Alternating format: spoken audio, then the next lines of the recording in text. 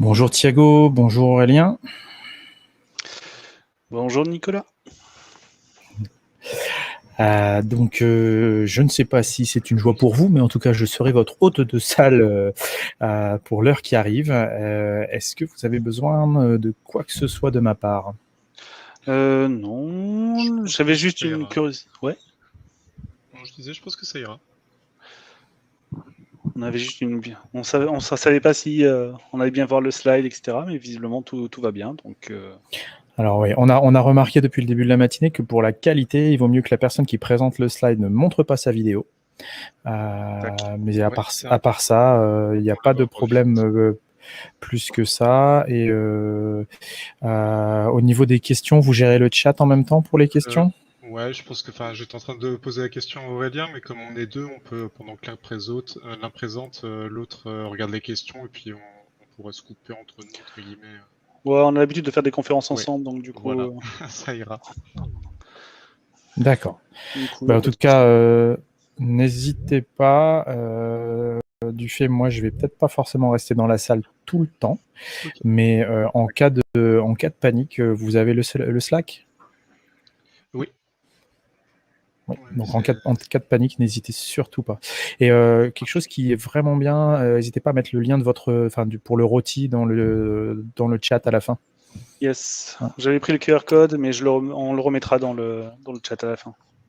Ouais, c'est une très bonne idée. Et à la fin, Et parce que ben si on me donne bonne. tout de Oui. suite, bon, Bah, les gens vont aller voter sans savoir de quoi ils bah, c'est parlent et ils vont ça. peut-être Donc, regretter leur note, quoi. Enfin, tu vois. ah, il risque de donner une bonne note, alors que bon, c'est peut-être pas terrible, quoi, en fait. Bah ouais, on sait pas. Bon, en tout cas, bonne conférence, profitez bien Merci et beaucoup. puis ça marche, merci. bonne conférence à tous les autres.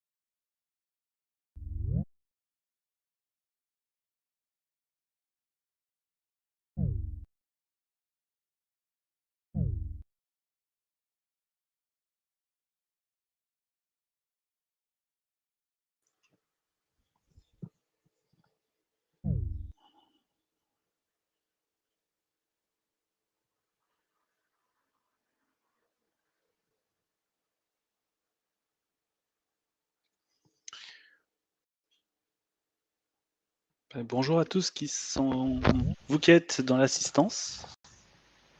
On va pas trop tarder à commencer. On attend encore 1 ou 2 minutes avant de démarrer tout doucement.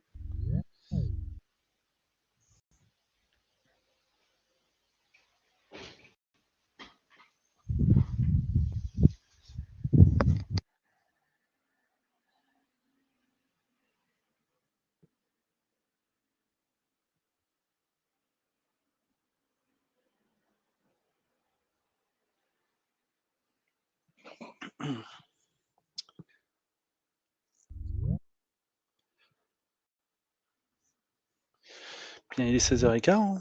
On va y aller? J'espère que tout le monde est revenu à sa place. Sinon, tant pis, il rejoindra en route.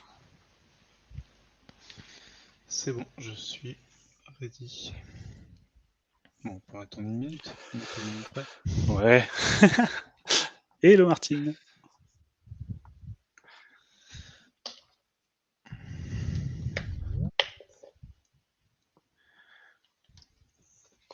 Déjà, avant-propos, ça fait super plaisir. Vous êtes très nombreux, vous êtes plus d'une vingtaine, j'ai l'impression. Ça fait très plaisir. Donc déjà, merci à vous d'être là. Je dis ça, il y a 1 ou 2 personnes qui s'en vont. Bon, je vais arrêter de dire merci aux gens. Ah non, ça revient.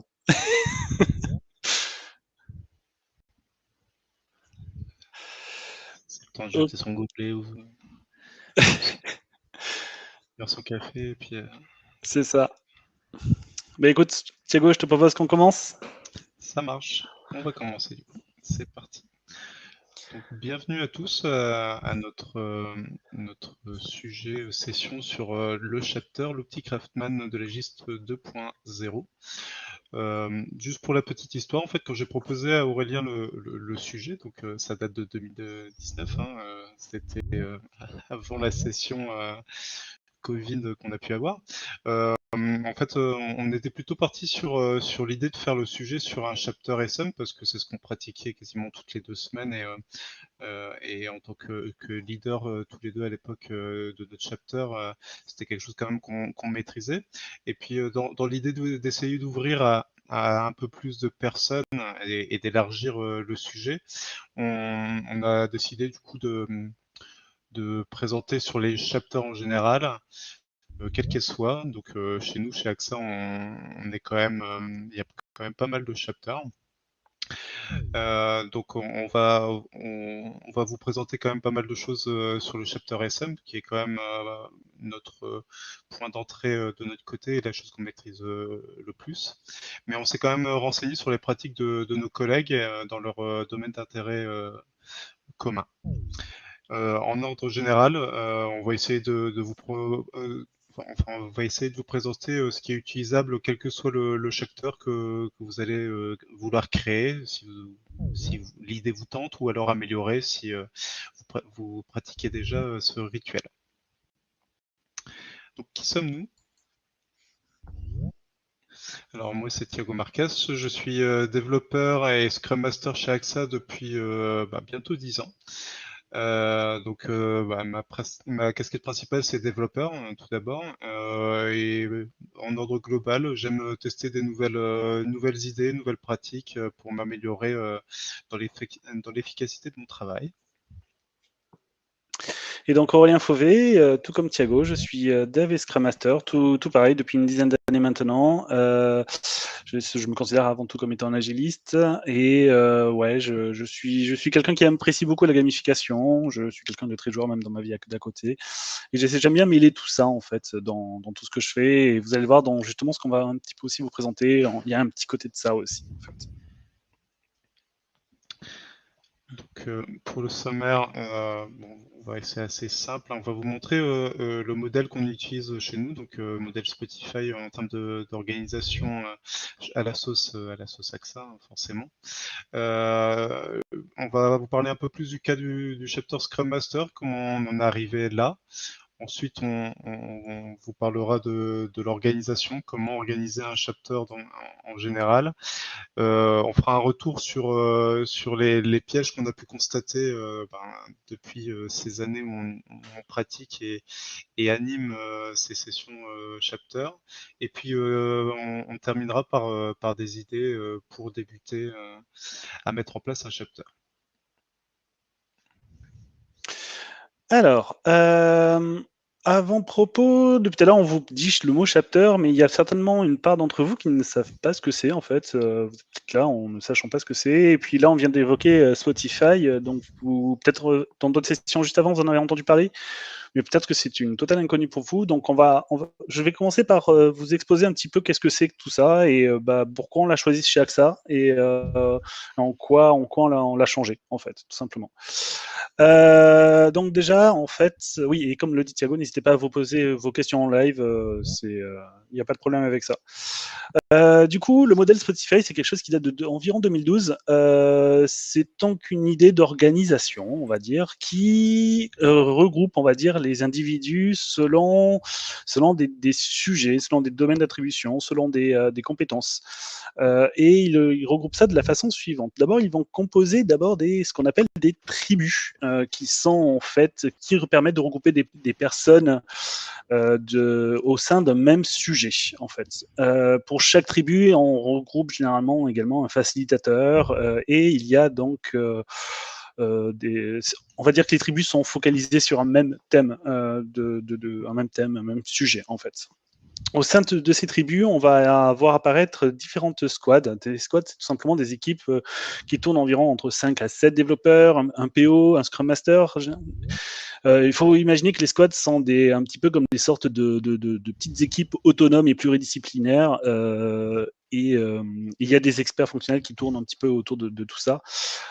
Chaque squad est vraiment libre dans ses pratiques agiles, donc dans ses choix, mais également technologiques. Et à travers donc ces squads, on va pouvoir regrouper des gens qui auront la même appétence ou la même fonctionnalité. C'est ce regroupement qui se font à travers une tribu, c'est ce qu'on appelle un chapter en fait, ou chapitre en français. Donc grosso modo, c'est réunir en fait au sein d'un même petit groupe en fait des personnes issues d'une même tribu, donc je rappelle au sein d'un même grand sujet ou d'un même thématique, mais qui ont à peu près la même démarche ou la même fonctionnalité. On peut donc regrouper, comme dans notre exemple, des chapters Scrum Master ou des chapters PO, pourquoi pas. À noter aussi qu'il existe ce qu'on appelle des guildes, et c'est tout simplement des regroupements de personnes de même compétences ou de même appétence, mais intertribus. Donc voilà l'idée en fait très simplifiée en fait du modèle Spotify comme vous pourrez le découvrir sur le net ou si vous vous intéressez au sujet. Et du coup, qu'en est-il chez AXA? AXA, on a repris un petit peu cette idée. C'est depuis environ 6 ans, on va dire, qu'on a commencé à suivre cette optique-là. Et nous aussi, nous avons des tribus et on a préféré découper ces tribus selon un même périmètre métier. C'est-à-dire qu'en fait, AXA, donc pour ceux qui ignorent, c'est une boîte d'assurance. On a différentes familles d'assurance, hein, le secteur vie, les secteurs dommages, donc ce qu'on appelle le yard, d'autres secteurs. Et donc tout ça forme individuellement des tribus distinctes. Donc toutes ces tribus sont décomposées en plusieurs sous-domaines. Alors, par exemple, si on prend le cas du dommage, on aura le secteur auto, habitation, etc., etc. Et chacun possède X squad, une squad étant chacun sur un produit ou un projet, ou plusieurs, des fois, ça peut arriver. À travers donc tout ça, à travers même au-delà même de ces tribus, nous avons des communautés de pratique qui regroupent en fait plusieurs individus, pareil sur un même sujet d'intérêt. Ça peut être des sujets d'ordre technique, que ça soit une technologie ou bien une étude, ou bien ça peut être tout simplement selon un rôle ou selon une certaine fonctionnalité. Et nous retrouvons ainsi là une communauté des Scrum Masters, une communauté de pratique des Scrum Masters au sein d'AXA qui est assez conséquente, on va le voir juste après. Et du coup, la question, c'est bien beau tout ça, mais les chapters là-dedans, chez AXA, si on se souvient dans Spotify, c'était les groupements des individus au sein d'une même tribu sur une même compétence, donc par exemple nos Scrum Masters ou nos Product Owners et tout, qu'en est-il chez AXA exactement? Alors, Du coup, au cas du chapter Scrum Master chez AXA, moi et Aurélien aussi par l'occasion, ça fait à peu près un peu plus de 5 ans qu'on participe et qu'on anime sur des chapters. Notamment Scrum Master. Dans mon cas, en fait, le manager avait créé en fait ce point qui peut-être s'appelait pas Chapter au tout début, mais en tout cas c'était un point où où il y avait une volonté d'échange avec les Scrum Masters. Donc, à l'époque, on était 3-4, et le but c'était de partager des pratiques, notamment en fait. Le fait d'essayer de partager des KPI ou des méthodes de partage de KPI au sein de toute la tribu pour que ça soit à peu près identique entre nous. Par la suite, on a essayé en fait alors c'est un terme que j'aime bien, hein, de polliniser un petit peu la pratique en invitant ce qu'on appelait des guests entre nous. Donc des Scrum Masters venant d'autres tribus, donc dans le but, c'était de montrer la pratique, de la montrer devant eux, de les faire participer et surtout de leur donner envie d'essayer de déployer ça dans leur tribu.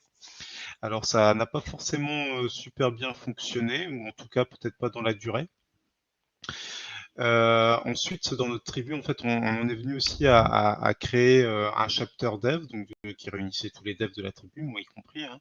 Et en fait, au tout début, le but c'était pour le tech lead de partager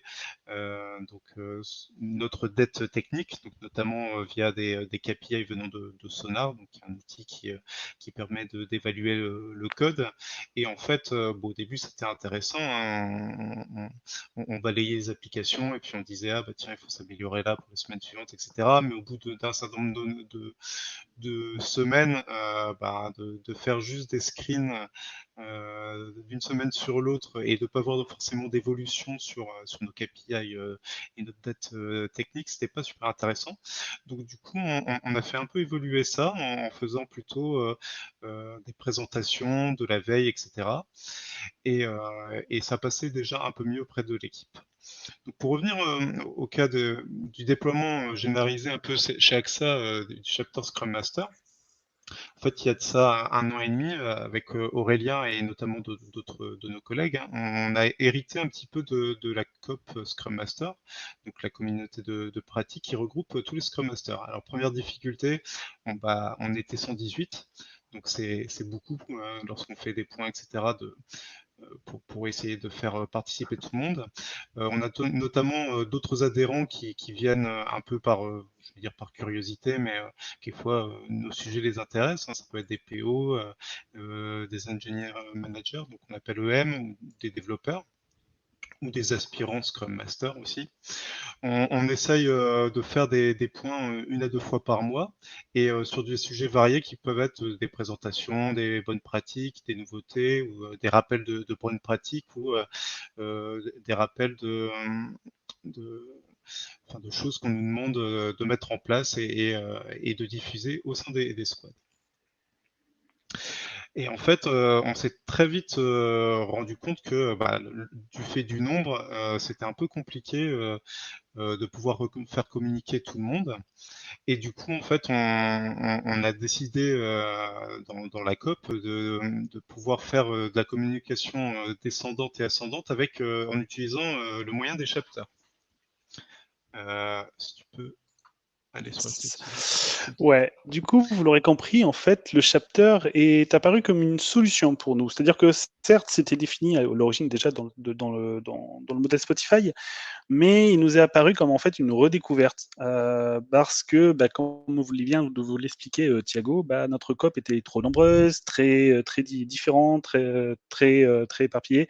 Du coup, il nous fallait une sorte de point central où se rapprocher nous en tant qu'individus ou même pour les autres, afin de partager, d'échanger, de confronter nos doutes ou nos problèmes. Et le chapter est apparu comme notre solution en fait d'organisation et aussi bien d'un point de vue organisationnel, soit, mais surtout en termes d'approche en fait et de regroupement. Donc l'idée c'est bien donc encore une fois de regrouper les personnes au sein de la même tribu et qui ont le même rôle. Donc dans notre cas ici les Scrum Masters. Ce qu'on voulait c'est que compte tenu que notre COP est très nombreuse, écouter tout le monde et que tout le monde puisse donner son avis à tout moment, c'était compliqué. Vous imaginez bien que avoir une réunion avec une 140aine de personnes de connectées, c'est plutôt complexe. Du coup, on voulait pas pour autant brider les gens et les empêcher de s'exprimer. Du coup, l'approche de découpage par petits groupes, en l'occurrence une quinzaine de membres, un grand maximum, était pour nous une bonne solution. Comme ça, ces tables rondes pouvaient se retrouver entre elles, s'exprimer tous individuellement, exposer des problèmes ou bien à l'opposé, présenter des sujets. Et ainsi, tout le monde pouvait avoir droit à s'exprimer et à partager ses soucis. Un des points les plus importants, justement, quand on organise ce genre de table ronde, c'est que tout le monde est au même niveau. Bon, déjà, parce qu'on a tous, normalement, au sein d'un chapter, c'est les mêmes rôles, mais même au-delà de ça, il est important qu'il n'y ait personne qui soit au-dessus. En fait, le but n'est pas il n'y a pas de jugement, c'est encore une fois, c'est un instant de partage et de rapprochement entre les gens. Donc, c'est important que tout le monde soit au même niveau, qu'il n'y a pas de sentiment de jugement. De par la COP, du coup, il y a une association très étroite, puisqu'en fait, la COP se sert des chapters pour communiquer certains sujets à, pourquoi pas, échanger dans les groupes et faire partager ça individuellement. Ou à l'opposé, eh bien, les chapters sont libres aussi de remonter du sujet à la COP si jamais ils ont identifié des points importants, soit de non-compréhension, soit des découvertes ou des bonnes pratiques, pourquoi pas. De manière générale, les chapters Scrum Master s'organisent une fois toutes les 2 semaines, dans l'ordre de la petite heure de réunion.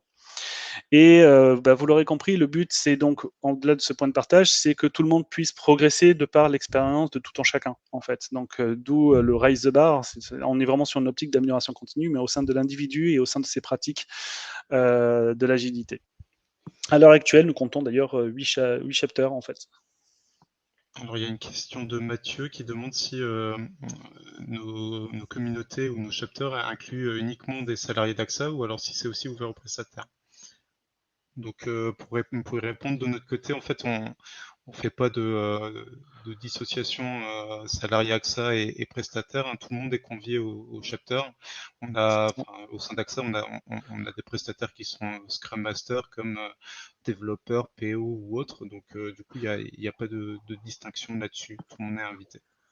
Et juste pour être sûr de bien saisir aussi le sens de la question, si c'est bien des salariés par rapport à des prestats, non, il y a aucun problème à ce niveau-là. En fait, c'est bien les rôles et le centre d'intérêt de la personne qui nous importe, pas savoir son contrat. Ça nous intéresse absolument pas.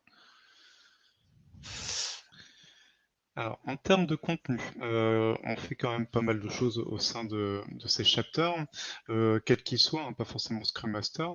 Notamment, l'une des choses qui revient assez souvent, en fait, c'est la question que pose généralement en premier la personne qui anime la session, c'est un partage des problématiques. C'est demander, un peu comme dans nos délits, en fait, c'est demander au groupe s'il y a des personnes qui sont tombées sur des problèmes, des soucis qui n'ont pas forcément réussi à résoudre et qui, en fait, du coup, demandent par rapport au retour d'expérience de ses pairs, savoir si on peut l'aider. Donc c'est ce qui est important en fait, c'est pas mal. Ces chapters sont quand même basés sur beaucoup sur le retour d'expérience, les règles, euh, le fait de tester d'autres choses, de partager énormément des choses, des rituels qu'on a pu tester. Donc dans le même sens, on peut présenter des nouveautés, que ce soit de la veille techno, des nouveautés sur des rituels, sur une rétro qu'on a testée, savoir comment ça s'est passé, c'était bien, c'était intéressant. À l'inverse, à éviter parce que ça s'est pas bien passé. On fait pareil sur des icebreakers. Vraiment, le but c'est qu'il y ait quelqu'un qui apporte des sujets, qui puisse présenter ce qu'il a pu découvrir par lui-même. Dans la même idée des partages de problématiques, on fait du coup des tours de table. On peut, enfin chacun à son tour. Le but c'est que les gens s'expriment en fait et qu'il y ait du partage, de l'échange. On est quand même des personnes, enfin autour de la table, ça reste des personnes, des pairs en fait, des personnes qui sont du même métier. Du coup, l'idée c'est d'essayer de fédérer les personnes, de les faire en sorte qu'il y ait de l'échange, du dialogue. C'est ça qui est super important dans le chapter. Et puis, comme on se réunit, de manière générale, c'est entre une fois à deux par semaine, ou selon la périodicité, c'est pas non plus très souvent. C'est vraiment de fédérer le groupe et puis d'essayer de travailler sur des sujets communs. Ce qu'on a pu expérimenter aussi, qui est pas mal, c'est le Vie ma vie 2. Ce qui fait de temps en temps, un collègue présente sa journée en tant que Scrum Master, en tant que développeur, en tant qu'agiliste, et du coup, c'est de montrer comment il organise ses rituels en tant que Scrum Master, par exemple, comment il fait son daily, comment il anime, comment potentiellement il fait une rétro, une démo, et puis c'est de voir quelles sont ses techniques. C'est ça qui est intéressant, potentiellement donner son avis, des points d'amélioration. C'est l'idée de Rex sur la journée d'une personne. Quelquefois, quand on n'a pas de sujet, quelqu'un fait un Vie ma vie 2, et puis l'heure, elle passe assez rapidement. Donc, du coup, il n'y a pas que le chapter Scrum Master qui existe chez AXA, et même en ordre général, il y a plusieurs types de chapters. Notamment les chapters DevOps Test, qui sont chez nous des métiers à part entière, en fait. Et du coup, l'idée là-dessus, alors généralement, on a posé des questions à nos collègues qui pratiquent ces chapters, et puis on a vu qu'ils étaient quand même plutôt similaires. L'idée, surtout avec dernièrement le confinement, il y a pas mal de chapters qui se sont créés sur le fait de fédérer l'équipe, d'essayer de faire en sorte que ça échange tactiquement, oui, mais bien sûr humainement. Il y a même des personnes qui prolongent le chapter sur un web coffee pour parler continuer sur les sujets, ou parler carrément d'autres choses, hein. Généralement, nos chapters sont auto-organisés, mais il y a quand même un leader qui veille à ce que dans l'agenda, on a bien le prochain point, que les sujets qui vont être traités sont bien connus des participants, etc.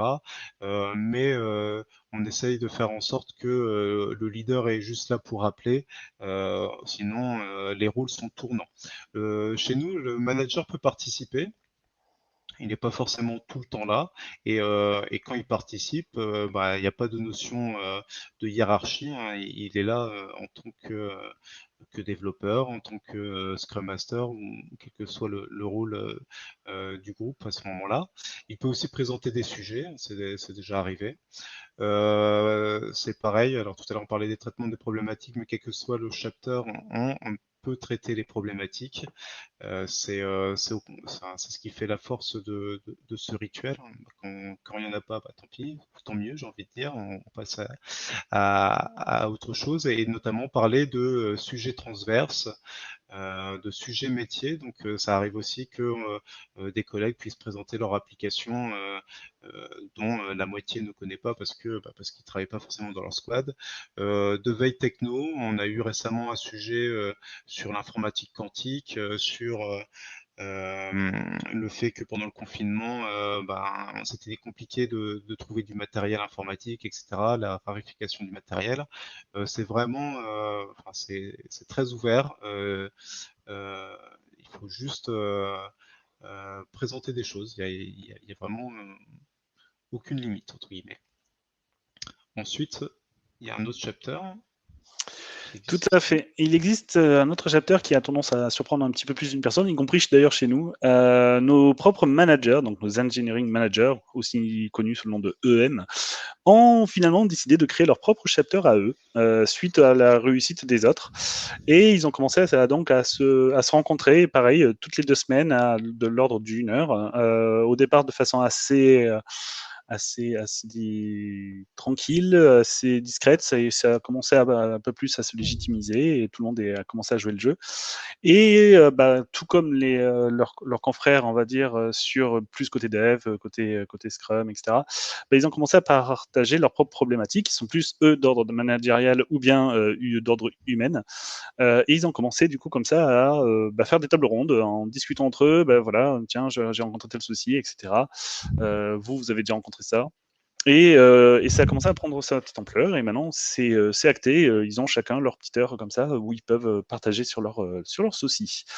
À l'heure actuelle, donc c'est pareil, tout comme les autres, ils sont auto-organisés, mais ils ont pour l'instant un leader, une personne qui est un peu plus à l'aise avec ça. Ceci dit, c'est également un ancien Scrum Master, donc est-ce qu'il y a une cause à effet? C'est probable, mais toujours est-il que lorsqu'il n'est pas là, les autres prennent les sujets et sont aussi indépendants, donc peuvent suivre sans aucun problème. Évidemment, l'objectif, tout comme les autres chapters, c'est de régler les problématiques des uns et des autres, mais surtout de créer des liens en fait entre eux, de pouvoir s'échanger, de pouvoir commencer à se faire confiance, de plus se rencontrer, de plus connaître un petit peu leurs problématiques, les soucis qu'ils rencontrent, peut-être leur façon de faire, etc. Donc à partir de ça, ils peuvent traiter de plein de sujets, que ce soit des sujets transverses, pareil que des sujets métiers, ou bien, comme on l'a dit, des sujets d'ordre managérial. Et on en vient du coup à l'organisation telle que nous la représentons au sein d'Axai, comme maintenant nous le revendiquons, on va dire. Alors, Encore une fois, je vais juste ajouter ouais, une chose. vas-y. Dans tous les chapters qu'on vous a présentés, en fait, à notre sens, il y en manque peut-être un. Ça serait le chapter POBA, Business Analyst, chez nous. Actuellement, Ouais. ça a existé. Ça s'est un peu perdu et puis finalement en fait les PO sont organisés un peu autrement, ils sont plutôt organisés autour d'une COP qu'ils appellent la famille produit et cette COP en fait est subdivisée scindée en petits groupes par thème et en fait ils travaillent plutôt dans ce sens-là en fait. Voilà. Excuse-moi de t'avoir coupé. Non, mais tu as raison de le préciser, oui. Tu as raison de le préciser. Effectivement, chez les PO, ça n'a pas forcément marché de la même façon. Ils ont préféré se subdiviser d'une autre catégorie, non plus, donc du coup, par un aspect de tribu au travaillant au sein du même sujet, mais plutôt par thématique d'orientation où certains sujets sont plus abordés. Toujours est-il, du coup, si on en revient à nos petits chapters ou chapitres en français, hein, du coup, de manière générale, vous l'aurez compris, la périodicité, elle revient généralement toutes les 2 semaines, mais maintenant, avoir des chapitres qui s'organiseraient sur de l'ordre de toutes les semaines ou tous les mois, ça pourrait tout aussi bien marcher. Une chose qui est très très importante, c'est d'avoir des rôles tournants sur les animateurs et les scribes. Alors, vous l'aurez entendu juste avant, ce n'est pas toujours le cas dans ce qu'on a remarqué. Ceci dit, on a clairement vu l'intérêt de rôles tournants sur ces rôles-là, parce que déjà, on est sûr de ne pas faire participer tout le monde, on ne sait jamais, hein. Il y a des gens qui sont un peu plus timides ou au contraire un peu plus monopolisant la parole. Donc du coup, le fait de le tourner, ça permet d'avoir un atout, ça permet d'être sûr que tout le monde est impliqué. L'idée, c'est surtout d'avoir un ordre du jour qu'on détermine bien souvent à la séance d'avant. C'est surtout pour une idée de repère, pour savoir de quoi on va parler à la fois d'après, quitte à ce qu'on se dise clairement qu'il n'y a pour l'instant pas de sujet et qu'on improvisera sur un tour de table. Ça reste un ordre du jour, hein. Mais toujours garder à l'esprit de communiquer en fait ça aux membres pour qu'ils puissent se retrouver, préparer les sujets, c'est aussi important. On préconise aussi l'utilisation d'un board pour pouvoir tout simplement les suivis d'avancement de tâches si jamais des tâches sont identifiées. Ça permet pareil à tout le monde de se positionner ou de se repérer sur les futurs sujets qui vont être présentés. À l'opposé, ça permet aux gens de préconiser de nouveaux sujets et de voir si certains ont peut-être été oubliés ou peut-être proposer des sujets qui n'ont pas été vus. Et bien évidemment, on utilise aussi d'autres canaux de communication. Donc nous, on utilise pas mal Teams et Confluence. C'est assez par rapport à notre politique de la boîte, mais n'hésitez pas à utiliser d'autres canaux de discussion, qu'importe, parce que le chapter ne s'arrête pas seulement à l'heure qui lui est dédiée, hein. Le but, encore une fois, c'est de regrouper les gens entre eux pour partager des sujets qui leur sont communs. Donc, l'idée, c'est vraiment que ça crée du lien et que ça se continue en dehors des heures prévues à cet effet.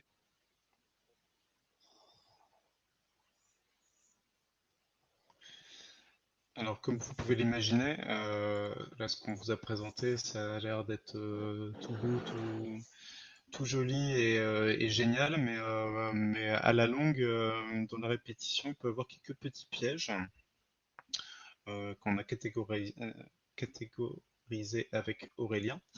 Notamment, on va commencer par là, ce qu'on a appelé la non-participation. C'est-à-dire que, en fait, à la longue, il y a des personnes qui finissent par ne plus venir. Alors pourquoi? Est-ce que c'est un manque de motivation? euh, le fait d'être sceptique au rituel, un manque de disponibilité. Alors par moment, surtout en ce moment chez nous, on a énormément de travail. Ou alors dernièrement, enfin, le fait que ça soit en distanciel, c'est un peu difficile de savoir pour chacun comment ça se passe en fait. Dans l'idée, ce qu'il faut essayer de mettre en place pour éviter ça, hein, parce que en fait, au final, ce qu'on veut, c'est faire en sorte que tous les participants aient envie de venir parce que ils y voient un intérêt. Sinon, le rituel, la pratique ne sert pas. C'est comme ce qu'Aurélien a pu présenter juste avant, hein, avoir un planning avec les sessions planifiées, bien préparer un ordre du jour avec les personnes, en fait, c'est vraiment se dire en mode consensus la semaine prochaine, vous êtes d'accord, on parle de ce sujet-là, etc. Faire attention au temps de parole, au positionnement des personnes, et puis l'utilisation, dans le cas du distanciel, d'outils adéquats.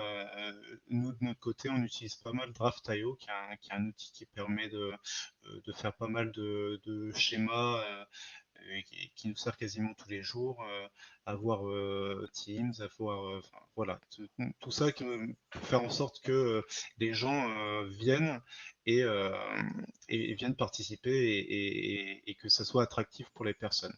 Alors j'aime bien faire cette analogie, c'est un peu, et puis j'avoue, ça m'est arrivé cette semaine. Je suis un peu sous l'eau au niveau boulot. On traîne un peu des pieds quelquefois pour y aller en se disant j'ai pas que ça à faire. Mais c'est un peu comme la salle de sport. Il y a des fois on n'est pas motivé. Et puis une fois que la séance est terminée, eh ben, on est content d'y être allé parce qu'on a partagé des choses, on a échangé avec les collègues, on a vu des trucs qu'on connaissait pas. Et puis au final, c'est pas forcément une heure de perdu. Au contraire, on peut apprendre des choses. Ensuite, l'autre piège qu'on peut avoir en dehors de la non-participation, c'est la participation, oui, mais fantôme. C'est-à-dire que la personne est là, mais on ne l'entend pas, on ne la voit pas, et en distanciel, si on ne regarde pas qui est présent, on ne saurait même pas qu'elle est là. Pareil, hein, ça peut être les mêmes sources, c'est-à-dire la motivation, le scepticisme, se dire que au final il faut que je sois là quand même, quoi. Ou ça peut être aussi la timidité. Euh, donc dans le même ordre d'idées, l'ordre du jour permet de se préparer. Donc du coup, si quelqu'un euh, est timide ou ne sait pas quoi dire, du coup, à partir de l'heure du jour, il peut préparer son sujet et avoir du contenu, j'ai envie de dire, pour pouvoir discuter. Faire toujours attention au temps de parole, parce que forcément, il y a des personnes qui la monopolisent un peu plus que d'autres. Utiliser la communication non violente, et puis pourquoi pas, c'est ce qu'on fait aussi dans le cadre du chapter Scrum notamment, utiliser un icebreaker, et ça permet aussi d'en tester des nouveaux. S'il y a une personne qui est en mode ah tiens, j'ai découvert un icebreaker, ça serait bien qu'on le teste avant de pouvoir le mettre en pratique dans la squad. C'est toujours intéressant. Après, là, c'est des exemples qui peuvent être en distanciel, mais aussi en présentiel. Moi, ce que j'essaie de faire quand on est en présentiel, alors ça arrive qu'on soit en présentiel, mais sur des sites différents, donc on se réserve une salle, chacun de notre côté. Donc les Parisiens sont dans une salle, nous Lillois, on est dans une salle, on se connecte via notre Teams, et puis du coup on discute chacun autour de notre table en distanciel. C'est d'éviter de prendre son portable, enfin son ordinateur portable, et même son téléphone portable, parce que on a tendance à être, voilà, participation fantôme. On est devant notre poste, mais on n'est pas là parce qu'on est concentré sur nos mails, on est concentré sur notre projet, voilà. Donc, essayez de mettre ça de côté, de se dire que c'est 1 heure toutes les 2 semaines, donc ça fait une demi-heure par semaine, c'est pas grand-chose. Vous avez le temps ensuite d'envoyer votre mail. Ouais, j'ajouterais que la timidité, ça peut arriver à bon nombre d'entre nous, hein. Moi-même, mes premières fois où je suis arrivé, au sein d'une organisation comme ça, j'étais moi-même très timide et j'osais pas dire quels étaient, qu'est-ce que je rencontrais, qu'est-ce que j'étais des fois un peu perdu sur certaines pratiques et en fait, pour moi, le chapter a vraiment été une solution. Il m'a beaucoup apporté, parce qu'on m'a donné le droit à la parole, parce qu'on j'ai pu exprimer clairement quels étaient mes moments de doute et c'est, je pense, vraiment, un intérêt vraiment de tous de participer et d'expliquer à ses pairs, quelles sont ces difficultés rencontrées et pour qu'ils nous puissent nous conseiller ou bien nous rassurer en nous disant que, qu'eux aussi ils ont rencontré ça. Un autre piège que nous pouvons rencontrer aussi, c'est un petit peu l'inverse de la timidité, hein. Je pense que, vous avez tous travaillé dans des projets ou que ça soit si vous faites aussi des chapters ou bien si vous êtes dans des, communautés ou bien tout simplement dans vos squads, hein, ou dans vos projets. Vous avez toujours à un moment donné, lors de vos rituels ou de vos moments de partage, quelqu'un qui va prendre la parole et qui va plus la lâcher. Donc c'est ce que nous appelons nous l'effet tunnel. Les raisons sont multiples, soit c'est quelqu'un qui a un ego un petit peu fort, hein, ça peut arriver, ou bien tout simplement, il est tout simplement pas du tout en phase avec ce qui peut être dit, et du coup il va argumenter pour essayer d'assommer la discussion en face. Enfin, qu'importe la raison, il peut arriver des fois des grands moments de monologue comme ça que vous allez vous retrouver en face. Et il y a des solutions pour essayer de s'extirper de ça. L'idée déjà, c'est comme vous l'a dit Thiago avant, l'idée de prévoir en fait déjà un ordre du jour vous aidera à motiver évidemment les gens à venir parce que ça peut les intéresser. Ça permet aux gens aussi de préparer comme ça, ils sauront quoi dire et ils auront peut-être plus envie de prendre la parole. Mais ça permet aussi de se dire qu'on a un certain nombre de sujets à traiter et donc il va falloir les timeboxer. Et l'idée même de le prévenir à l'avance, c'est-à-dire d'expliquer clairement que là, nous avons tant de minutes pour parler de ce sujet-là, va permettre donc du coup de rappeler à l'ordre toute personne qui risque d'un petit peu trop déborder en disant que son avis est très intéressant, qu'il est toujours possible d'en discuter à côté, mais qu'il va falloir tenir quand même un petit peu tous les sujets et qu'il y a d'autres personnes autour de la table qui ont certainement envie de parler également. Donc ça peut être un bon argument pour essayer d'adoucir un petit peu la discussion et le monologue.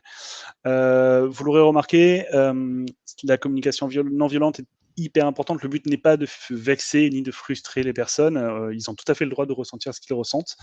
Donc le but est évidemment de les inciter à parler et à communiquer ce qu'ils ont à dire, cependant pas au détriment des autres, ça va de soi. Donc toujours essayer de rappeler un petit peu qu'il y a d'autres personnes à côté et qui certainement ces dernières ont envie de participer elles aussi. Pareillement, certains ateliers ou certains outils vous permettront d'arriver beaucoup plus facilement à une solution. Au sein d'Axon, nous utilisons beaucoup un outil qui s'appelle Draft.io, mais vous en avez d'autres outils du même genre. Ce sont des outils en ligne qui vous permettent de poser des cartes et des petits post-it. Si vous êtes autour d'une table, utilisez tout simplement des post-it. L'idée, c'est que, vu que tout le monde va pouvoir participer en même temps pour poser ces points-là, ça évite qu'une personne risque de bloquer la discussion et tout le monde peut participer en même temps pour s'exprimer. Ça peut être aussi une idée d'avantage. Qui plus est, ça permet de faire beaucoup plus facilement des tours de table et peut-être, pourquoi pas, faire des parallèles avec d'autres cartes qui ont été posées par d'autres personnes. Ça peut être une façon aussi de s'en sortir. Un autre piège qu'on retrouve, et qui malheureusement peut se rencontrer, au bout d'un certain usage, c'est tout simplement la redondance des sujets. C'est-à-dire que, de temps en temps, au sein d'un chapitre ou bien au sein d'une communauté, il peut arriver que des personnes entrent, sortent, du coup ça se recycle un petit peu en termes de personnes et du coup on revient un petit peu sur des sujets déjà vécus, mais ce qui veut dire que pour les anciens, ça, c'est un ennui profond pour certains parce que, c'est du réchauffé tout simplement. Ou bien tout simplement on utilise toujours le même format, on fait toujours des tours de table et certaines personnes n'aiment pas forcément ça ou s'ennuient très vite. Ou bien c'est toujours les mêmes personnes qui participent. Je vous renvoie sur les points précédents pour voir s'il n'y a pas de problème. Dans ce cas-là, j'ai envie de vous dire, c'est un petit peu comme vos délits ou comme vos rétrospectives, hein. L'idée, c'est de changer assez régulièrement de format.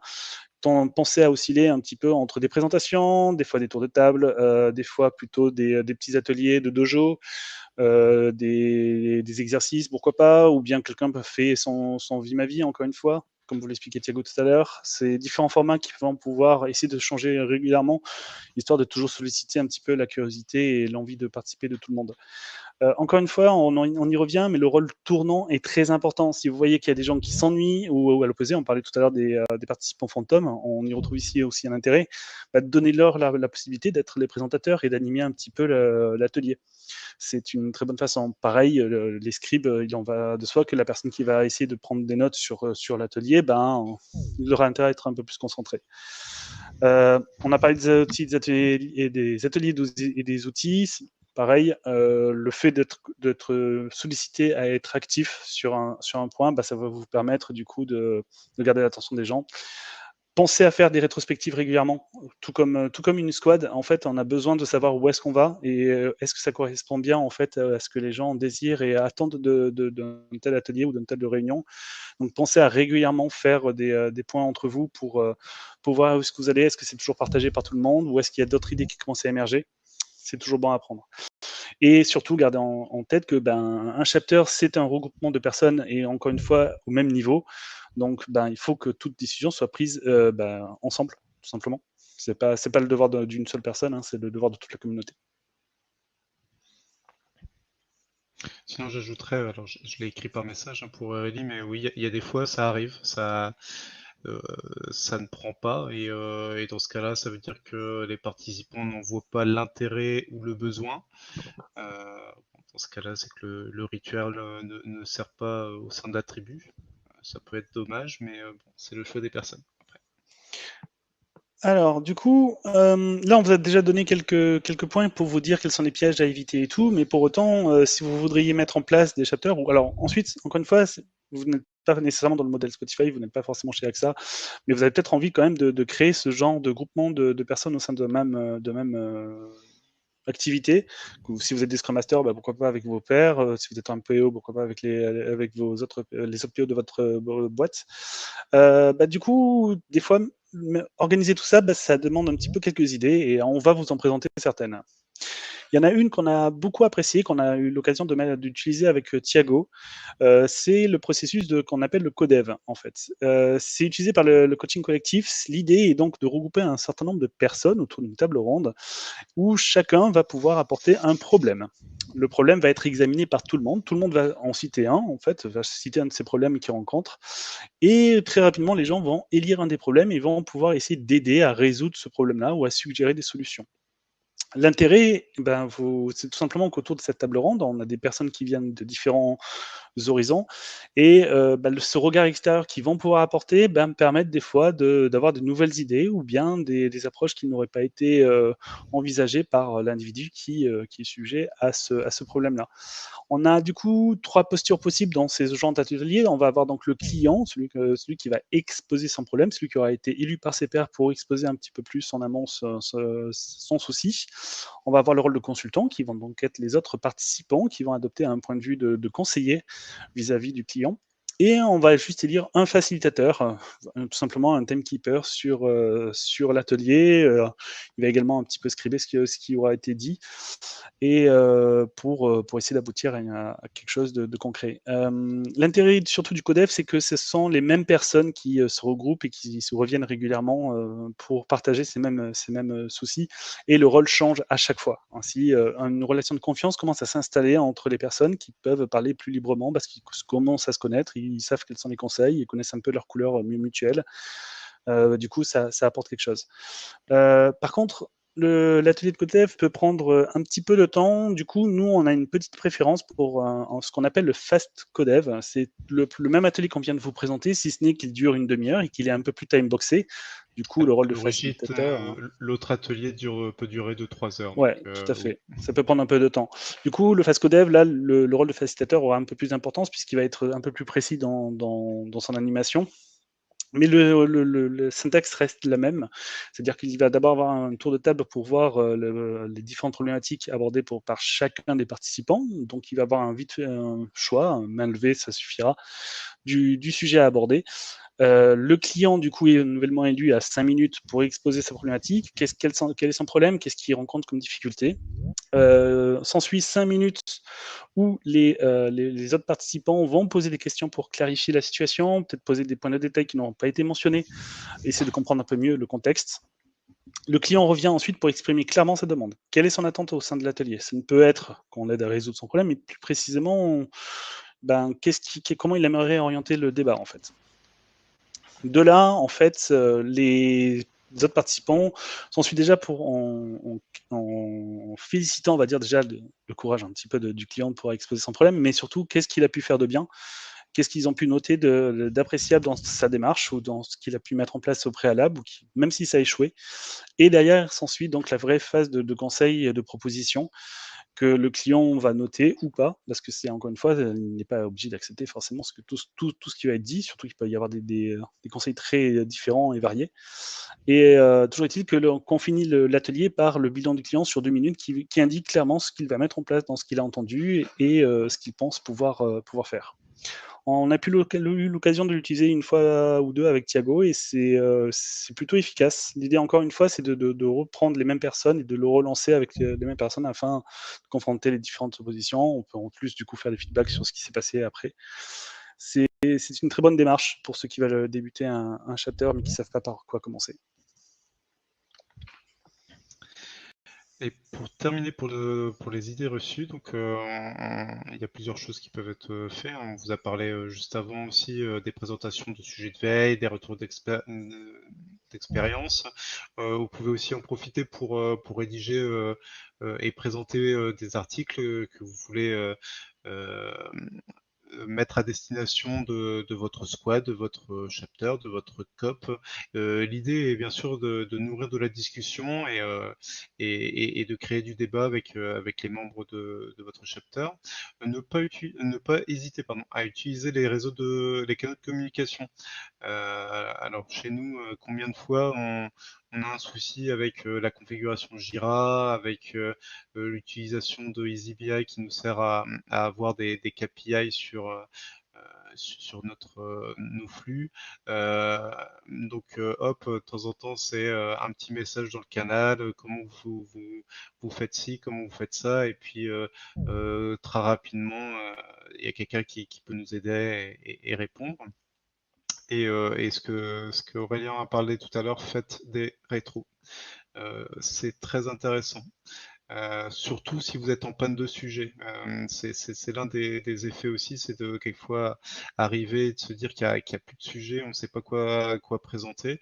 Là, en début d'année, on a fait une rétro, dans le chapter Scrum Master. Ça a permis, donc c'est moi qui l'avais animé, de montrer un nouveau format de rétro. J'avais fait à l'époque le Remember the Future, si vous connaissez. Et du coup, en fait, c'est un format que au sein du chapter, les Scrum Masters connaissaient de nom mais n'avaient jamais utilisé. Et puis, il y a eu le cas d'un Scrum Master qui m'a dit qu'il connaissait, qu'il voyait pas comment l'utiliser. Et le fait de le présenter, de l'avoir pratiqué, ça le confortait à l'idée de pouvoir le présenter à son tour en tant que Scrum Master auprès de sa squad. Donc, ce qu'on s'est dit, c'est qu'à la prochaine rétro, quelqu'un d'autre présentera une nouvelle façon de faire une rétro. Et puis aussi, ce qui nous a servi, c'est que notre backlog de sujets commençait un petit peu à être vide et du coup, on a fait émerger pas mal d'idées et ça l'a bien rempli et on est tranquille pendant un bon petit moment en termes de sujets. Voilà pour les idées. Donc la présentation se termine. J'espère qu'on vous a aidé à comprendre ce qu'était un chapter, comment vous pouvez le mettre en place chez vous et quel est l'intérêt de votre côté en tant que craft de faire en sorte que tout le monde puisse s'améliorer grâce à l'expérience de chacun dans le groupe. N'hésitez pas, si vous avez des questions, on est encore là pendant un petit quart d'heure. Et puis le rôti avec le lien que Aurélien vient de partager. Et merci à Ouais, vous. Je sais pas s'il y a des questions. Je me permets de vous balancer le rôti parce que je vois qu'il y a des gens qui commencent déjà à aller sur d'autres salles. Est-ce qu'il y a des questions? N'hésitez pas, même si oralement, si vous voulez les poser.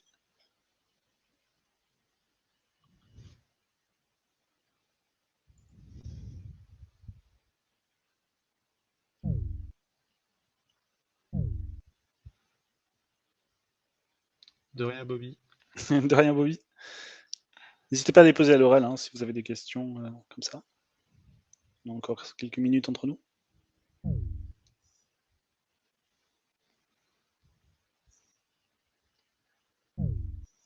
Bon, bah, je pense que c'est clair, si personne n'a de questions. Bon, on est encore là quelques instants, donc merci à vous encore, et puis Merci à tous, oui. bonne journée, bonne fin d'après-midi sur les sessions.